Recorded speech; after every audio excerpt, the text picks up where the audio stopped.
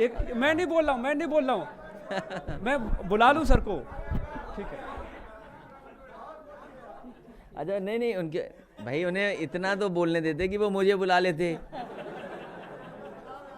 ए हेमंत, इतना तो बोलो कि हमें बुला रहे हो। बोले बोला, अरे तुम ये क्या बात कर रहे हो भाई? नहीं, मैं वही करने जा रहा था, ठीक है। मीडिया का यही देखिए, बहुत जो पब्लिक का ही रोल गड़बड़ होता है, ठीक है। मैं समाजवादी पार्टी के राष्ट्रीय अध्यक्ष माननीय अखिलेश सिंह यादव जी, पूर्व मुख्यमंत्री उत्तर प्रदेश जी को मैं अध्यक्षता के लिए जो फाइनल जो भाषण होता है, संबोधन के लिए मैं उनको बुलाना चाहता हूँ जी। मैं इस मौके पर सभी नौजवान जो राष्ट्रीय पुरस्कार से सम्मानित हुए हैं,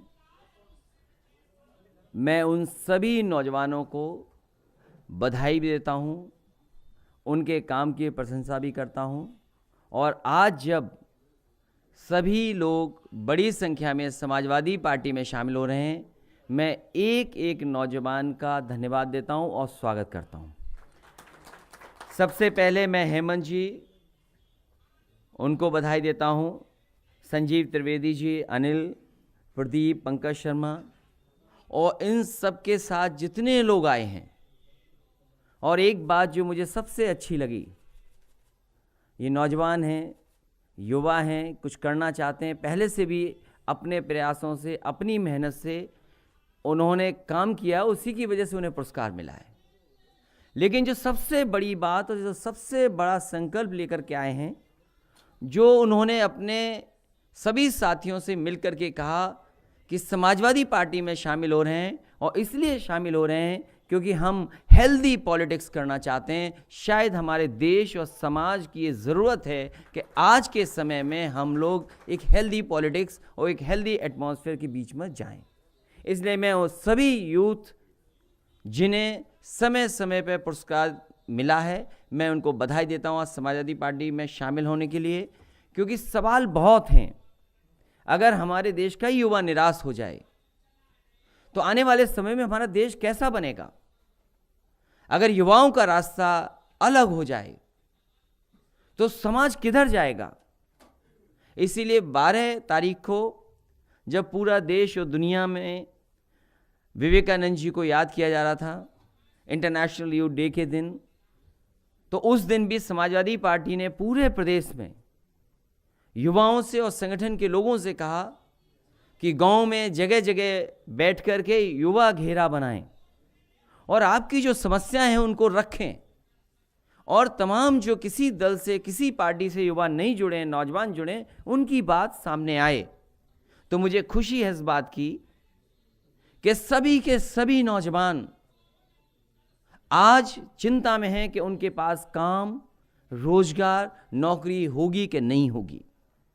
जिस तरीके से प्राइवेटाइजेशन हो रहा है और नौकरियां घटाई जा रही हैं, लगातार देश में नौकरियां घटने का काम हो रहा है।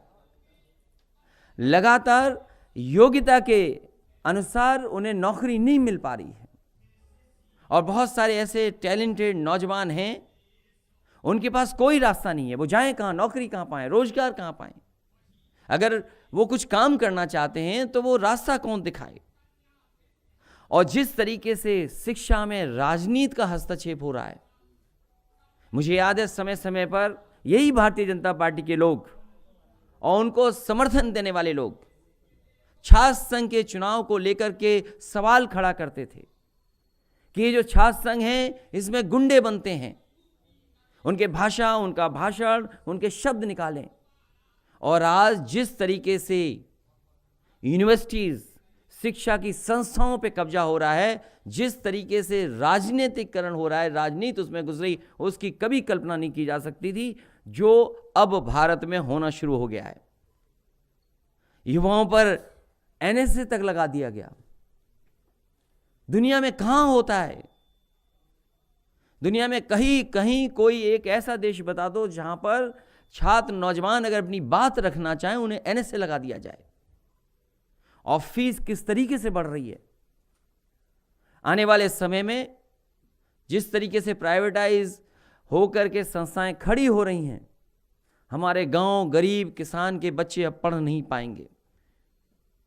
और प्राइवेटाइजेशन जो एजुकेशन का हो रहा है, और उसके साथ साथ जो क्वालिटी ऑफ एजुकेशन होनी चाहिए और सभी वर्गों को, सभी को मिलना चाहिए, शायद अब मिलना संभव नहीं है। इस कोविड के समय में जहां हमने ऐसा समय देखा कि समय काटना मुश्किल होता था, शुरू में तो लगा कि शायद हमारा वक्त कट जाएगा, जितनी किताबें पढ़नी थी, जितना कुछ और करना था, सब कुछ कर लिया, लेकिन पूरा देश और समाज समझा कि ऑनलाइन पढ़ाई कितनी महत्वपूर्ण है। सरकार ने बिना किसी इंफ्रास्ट्रक्चर के, बिना किसी तैयारी के ऑनलाइन जिस तरीके से पढ़ाई कराई, तो वो जो समस्याएं, उसका कोई निराकरण नहीं किया सरकार ने। इसलिए हम अपने जितने साथी आज जो आए हैं, युवा नौजवान जो समाजवादी पार्टी में शामिल हो रहे हैं, सही मायने में हमारे समाज के अंदर और अपने मोहल्ले और आसपास के इलाके में यही सबसे बड़े हीरो हैं। अगर इन्हीं से हम इंस्पायर हो जाएं तो हमारा समाज ही दूसरा बन जाएगा। ये सब हमारे हीरो हैं, इसीलिए इन्हें सम्मानित किया गया, इसीलिए इन्हें राष्ट्रीय लेवल पर पहचान मिली है। तो मुझे खुशी है इस बात की कि आज बड़ी संख्या में इस तरह के टैलेंटेड लोग, इस तरह के बहुत ही समझदार लोग आज हमारी पार्टी में शामिल हो रहे हैं। ये वो लोग हैं जो समाज को बदलना चाहते हैं, राजनीति को बदलना चाहते हैं, और हमारे देश की जो संस्कृति रही है, जो हमारी गंगा जमुनी तहजीब रही है, उसको बचाना चाहते हैं। ये हमारे देश की जो सबसे बड़ी पहचान है कि यूनिटी इन डाइवर्सिटी को बचाना चाहते हैं। मैं इन सब युवाओं को बहुत बहुत बधाई देता हूं, बहुत बहुत धन्यवाद देता हूं। एक बार फिर मैं हेमंत जी का, प्रदीप जी का, पंकज शर्मा जी का, संजीव त्रिवेदी जी का बहुत बहुत बधाई देता हूं कि आज वो हमारी पार्टी में शामिल हो रहे हैं। इस समाजवादी आंदोलन को आगे बढ़ाएंगे और देश, राष्ट्र हमारा समाजवादी रास्ते पर कैसे जाए, उस दिशा में सहयोग करेंगे। साथ ही साथ जो पॉलिटिकल लोग आज शामिल हुए हैं, आशीष मिश्रा जी सीतापुर, उनको भी मैं बधाई देता हूं। पूर्व ब्लॉक प्रमुख भीतरी से जो आज शामिल हुए हैं, देवेंद्र सिंह, उनको भी मैं बहुत बहुत बधाई देता हूं। कई साथी जो फर्रुखाबाद के हैं, क्योंकि इनका पर्चा भी फर्रुखाबाद में भी होगा, कायमगंज में, रमेश मिश्रा जी, उनका भी मैं स्वागत करता हूं, बहुत बहुत बधाई देता हूं। क्योंकि युवा दिवस और हमारे इतने बड़ी संख्या में युवा आए हैं, तो केवल क्योंकि पन्ने बहुत हैं, यूपी को आपसे बेहतर कोई नहीं समझता। यूपी को 4 साल में आपने भी देखा है, नया बजट आने वाला है। एक हमारे स्लिप ऑफ टंग बोले या बहुत इम्पॉर्टेंट इशू जो रेज किया था हेमंत ने, शायद कुछ बातें पीछे से आई कि उस पर दोबारा चर्चा कर दो। मैं तो कहूँगा प्रेस के लोगों से, अगर आप कभी भी चर्चा करना चाहें तो मदर एंड चाइल्ड पे जब चर्चा आप करना चाहो, मैं तैयार हूँ, आपसे चर्चा करूँगा मैं, क्योंकि उसको अदरवाइज ना लिया जाए। क्योंकि प्रेस कब क्या ट्विस्ट कर दे, मैंने तो बहुत करीब से देखा है। और फिर आप में से न जाने कौन कैसा ट्विस्ट है, मुझे भी नहीं पता। गुलदस्ता नहीं है, ये कुछ और चीजें हैं। गुलदस्ता तो एक अच्छा शब्द है भाई, उसको खराब मत करो। तो मैं ये कहना चाहता हूँ, जब इतने युवा ज्वाइन कर रहे हैं, बजट बनने वाला है, और मुझे याद है कि जब एक रात कोई जगना नहीं चाहता था, कई लोग जो कर्मचारी जगना नहीं चाहते थे, मन ही मन सोच रहे थे कि बताओ कैसा फैसला ले लिया सरकार ने। रात भर जगाया, रात भर चर्चा की, और किन यूएन के तमाम जो पॉइंट्स हैं, वो स्लिप कर रहा हूं मैं नाम, जो गोल्स तय किए थे यूएन ने, या मिलेनियम गोल्स हैं, हाँ जो भी कुछ है, तो मतलब कि जो जगना नहीं चाहता था। और क्या चर्चा हुई बताओ आप? अगर चर्चा हुई ठीक है, आपने रास्ता क्या अपनाया, आप किस तरफ लेके जा रहे हो सरकार को? और फिर तब जब दिल्ली की सरकार आपके साथ हो, भाई दिल्ली की सरकार आपके साथ हो, देश के प्रधानमंत्री यूपी से हो, देश के राष्ट्रपति यूपी से हो, और इतना बड़ा आपको सहयोग मिल रहा हो, उसके बाद उत्तर प्रदेश के पैरामीटर्स कहाँ हैं? उन गोल्स का क्या किया आपने? उनका गोल ही गोल कर दिया इन्होंने, गोल को गोल कर दिया। खराब शिक्षा के मामले में UP number 1, school education quality index में नंबर 1, जो हेल्थ इंफ्रास्ट्रक्चर है, बीमार स्वास्थ्य सेवाओं में नंबर 1, हेल्थ इंडेक्स में बता ही चुका हूं, मिड डे मील में नंबर लास्ट, महिला अपराध में नंबर 1, नाबालिगों से रेप के मामले में नंबर 1, रेप पीड़ित बेटियों के न्याय ना देने में नंबर 1, बाल अपराध के मामले में नंबर 1, हंगर इंडेक्स में नंबर 1, संसद में पेश गृह मंत्रालय की रिपोर्ट के मुताबिक सांप्रदायिक हिंसा में नंबर 1। तो अगर ये अपनी ही रिपोर्ट नहीं मानेंगे, अपनी ही सरकार की रिपोर्ट नहीं मानेंगे, तो किसकी रिपोर्ट मानेंगे?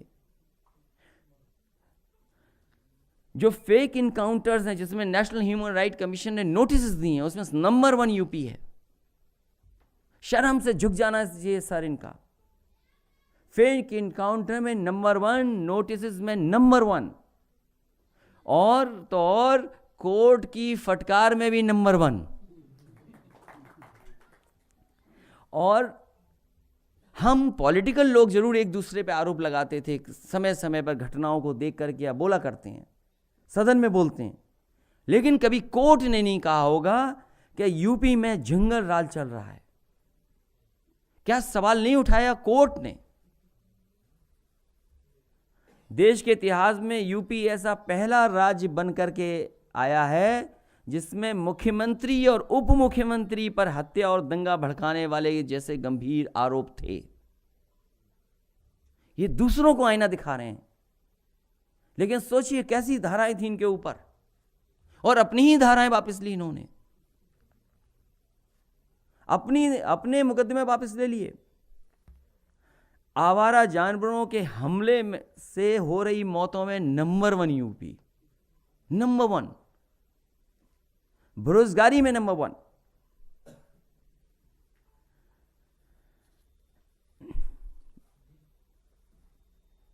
और अगर किसी और में नंबर 1 बना हो तो बताइए।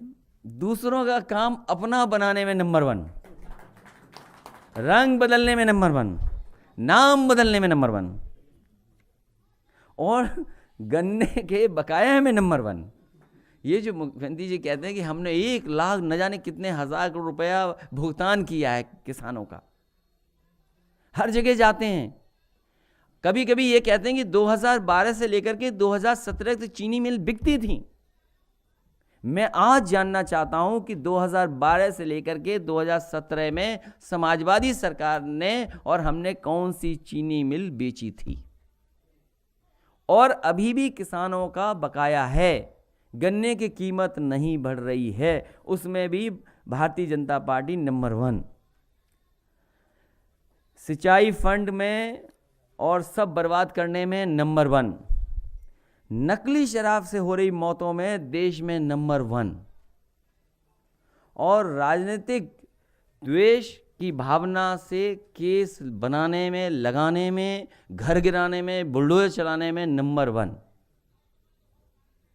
और नक्शा पास हो ना हो, सरकार ने तय कर लिया तो आपका घर टूट जाएगा। सरकार नहीं, भारतीय जनता पार्टी। और सबसे बड़ी बात, इन सब चीजों को मिलाने के बाद भारतीय जनता पार्टी झूठ बोलने में नंबर 1। आप सबका बहुत बहुत धन्यवाद, प्रेस के साथियों को इतने कम समय पे आने के लिए।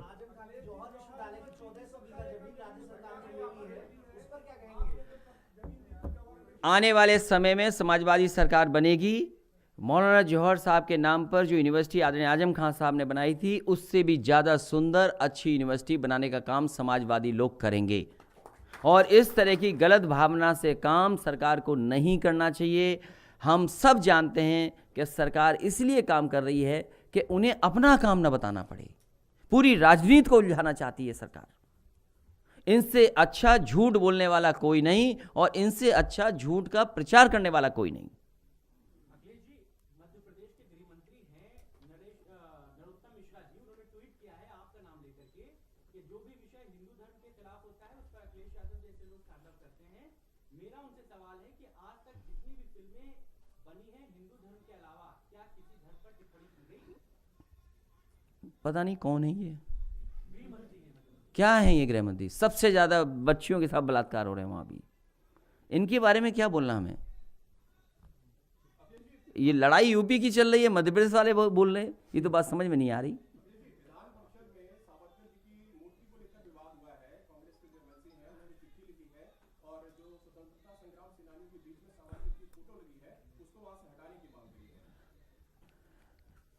हालांकि ये युवाओं नौजवानों में देश की आज़ादी के लिए किस किस ने कितना योगदान किया, इस पर बहस ज़रूर होनी चाहिए और हमें उन सब का सम्मान करना चाहिए जिन्होंने देश की आज़ादी में लड़ाई में आज़ादी दिलाने में काम किया।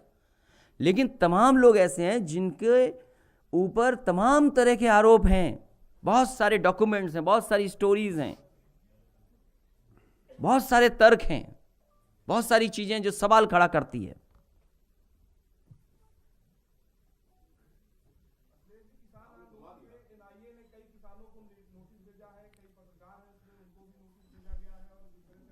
पत्रकारों को मिला तो अच्छी बात है लेकिन सबको नहीं मिलना चाहिए।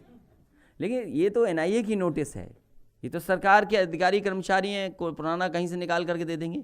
उससे गंभीर बातें आ रही हैं, उससे ज़्यादा खतरनाक देश की सुरक्षा के सवाल आ रहे हैं। भाई चीन का सवाल आ रहा है, कोई जब मैंने कहा कि गाड़ी पलटने का गूगल मैप से आप पता कर सकते हैं, आज सोशल मीडिया पे, अखबारों में और जगह पर 2 गूगल मैप का कंपैरिजन चल रहा है। चीन की सीमा पर किस तरीके से कुछ महीनों में कितना कंस्ट्रक्शन हो गया, क्योंकि ये टेक्नोलॉजी है और टेक्नोलॉजी से दिखाई दे रहा है। ये जो एनआईए वाले हैं, ये मामले इसलिए हैं कि वो आंदोलन कर रहे हैं किसान। याद रखिए भारतीय जनता पार्टी, उन्हें इतना अच्छा मौका मिला है कि 26 तारीख गणतंत्र दिवस पूरा देश मनाने जा रहा है। इस दिन अगर वो किसानों की बात मान लें, इससे अच्छा काम सरकार के लिए कोई नहीं हो सकता कि 26 जनवरी के दिन उन किसानों की बात मान ली गई। इससे बड़ा प्रेम देश के लिए, इससे बड़ा सम्मान संविधान के लिए कोई नहीं हो सकता है। ये भारतीय जनता पार्टी को मौका मिला है कि एक बार फिर अपना राष्ट्र प्रेम, राष्ट्र सम्मान और किसान को जो तमाम वादे आप करते थे कि आय दोगुनी हो जाएगी, ये 26 जनवरी आपको मौका मिला है।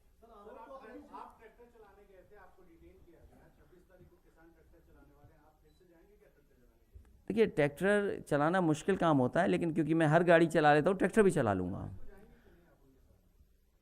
समाजवादी पार्टी का पूरा समर्थन है उनके साथ, पूरा समर्थन है हर तरीके से उनके साथ।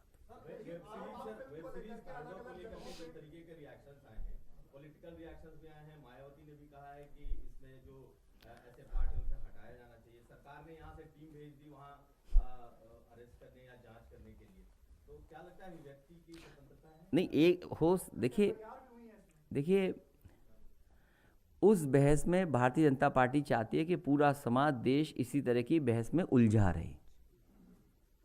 आज 1 साल से आप ऑनलाइन पढ़ाई करा रहे थे, क्लासेस बंद थी, क्या इंफ्रास्ट्रक्चर आपने क्रिएट किया?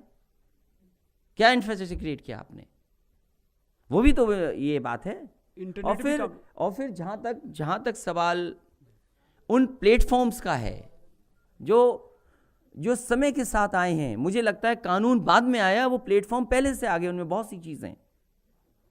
सी चीज़ें उसमें पहले आ गईं। और लॉकडाउन के दौरान जिन लोगों ने उस प्लेटफॉर्म को इस्तेमाल किया, मौका मिला, देखा, उसकी पॉपुलैरिटी बढ़ी है। लॉकडाउन के तहत बिजनेस बढ़ा है। हम तो ये कहना चाहते हैं कि भाई आप तो स्वदेशी आंदोलन की बात करते थे, सवाल बड़ा है। अगर आप उठा सके तो उठाइए, अगर आप उठा सके तो उठाएं। ये सवाल बड़ा है कि आपने स्वदेशी का नारा दिया और सब विदेशी प्लेटफॉर्म्स को अरबों खरबों रुपए आपने लूटने दे दिया। आप बताओ, आपके देश का प्लेटफॉर्म कब होगा ऐसा जो अमेज़न को टक्कर दे दे? कब आप आत्मनिर्भर होंगे कि आप इतने बड़े प्लेटफॉर्म पे आपका कुछ टक्कर दे सके? तांडव क्या है? एक छोटा सी सीरीज है, उस पे पूरी सरकार तांडव मचा रही है। सुनने में तो ये आ रहा है कि यहाँ की पुलिस वहाँ जा रही है, वहाँ की पुलिस जो ढूंढ रही वो यूपी में है।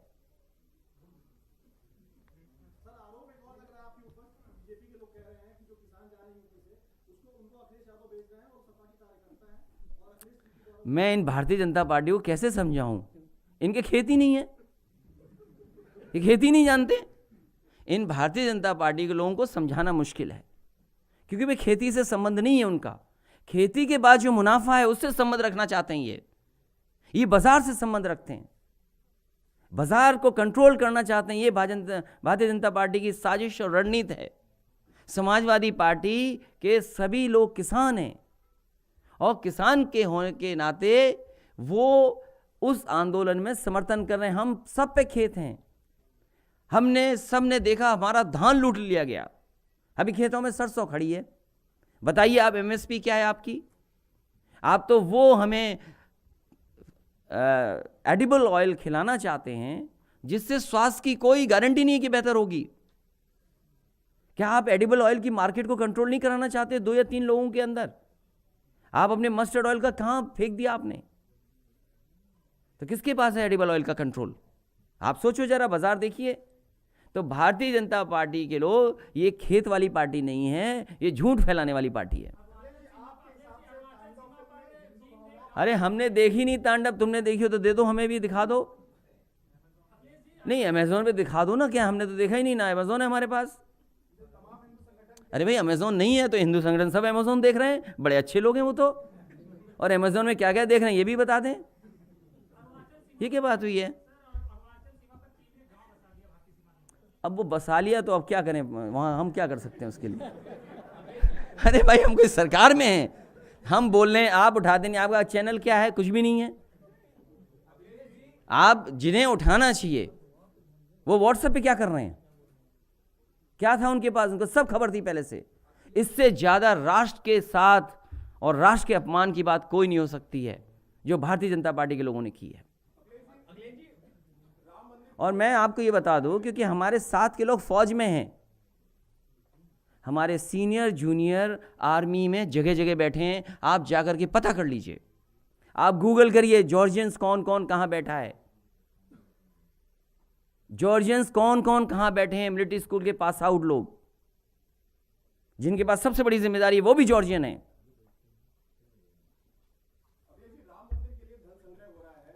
क्यों बात वही बार बार करते, वही बात? आप बेरोजगारी की बात करो ना।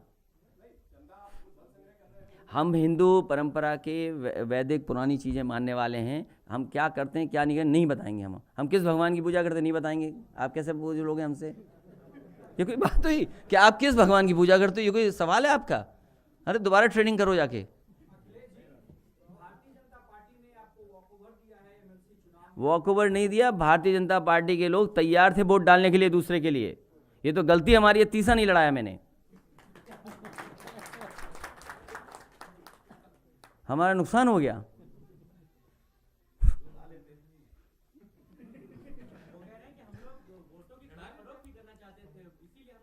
तो आपने सच बोल दिया, आपसे सच बोला उन्होंने, इसका मतलब कितना सच बोला। कितने ईमानदार लोग हैं देखिए। कहते कि हम वोट खरीद फरोख्त नहीं करना है। तो राज्यसभा कैसे जीता था आपने? कितना पैसा, कितना लोभ दिया था आपने लोगों को? घरों में जाकर के 12 बजे 1 बजे बैठे थे जाकर के।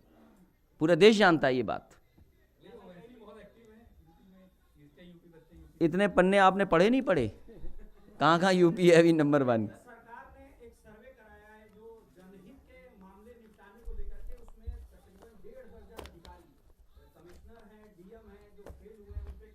इन पे कुछ नहीं होगा, आप क्यों फिक्र करते? किसी अधिकारी का कुछ नहीं होगा,